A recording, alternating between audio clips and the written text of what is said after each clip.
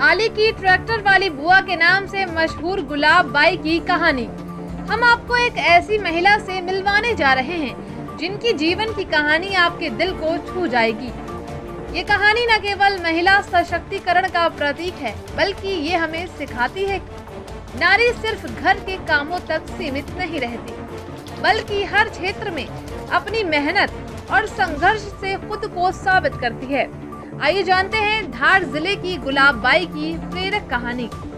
नारी केवल शक्ति ही नहीं, स्नेह और सहनशीलता की मूर्ति भी होती है, और इसी का उदाहरण पेश करती है धार जिले की ग्राम आली की ट्रैक्टर वाली बुआ के नाम से मशहूर गुलाब बाई, जो न केवल प्रेरणादायक है, बल्कि इस महिला दिवस पर हम सभी को महिलाओं की बहादुरी और संघर्ष की एक नई परिभाषा समझने का अवसर देती है। गुलाब बाई एक ऐसी महिला है जिन्होंने शादी के बाद भी न केवल अपने मायके और ससुराल की जिम्मेदारी उठाई, बल्कि खेतों के काम से लेकर मंडी बाजार तक हर जगह अपनी मेहनत और संघर्ष से खुद को साबित किया। धार जिले की गुलाब बाई एक ऐसी महिला है जिन्होंने समाज की पारंपरिक सोच को तोड़ा और ये साबित किया कि नारी अपने प्रयासों से किसी भी पुरुष से पीछे नहीं होती।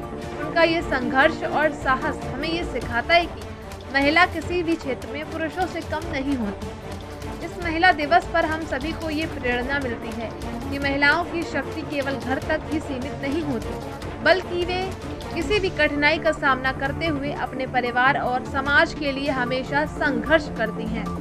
गुलाब बाई जैसी साहसी महिलाओं का संघर्ष हमें ये सिखाता है कि महिलाओं को हर क्षेत्र में सम्मान और समान अवसर मिलना चाहिए। आज के इस विशेष रिपोर्ट में बस इतना ही।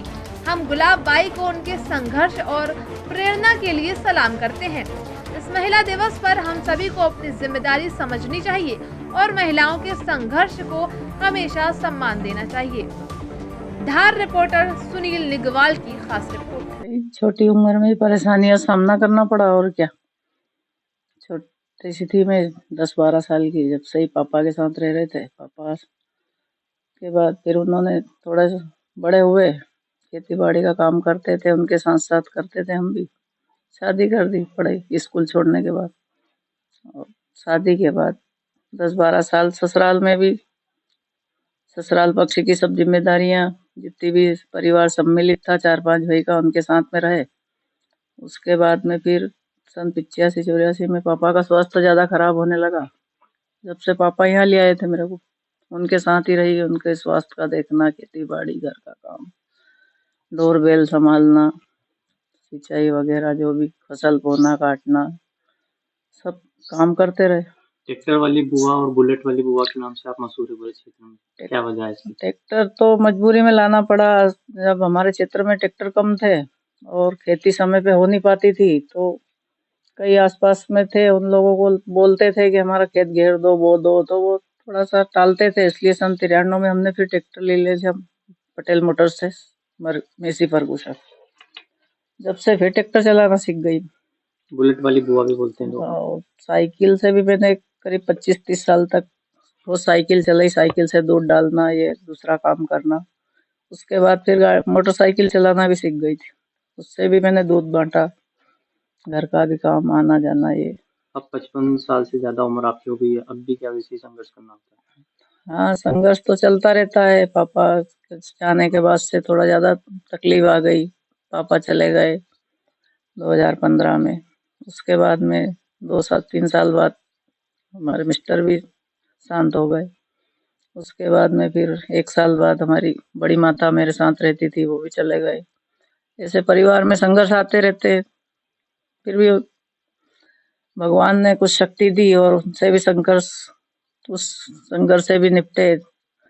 और आज महिला जो जवाबदारी थी घर की, बच्चों की, वो भी संभाली और खेती बाड़ी भी कर रहे हैं।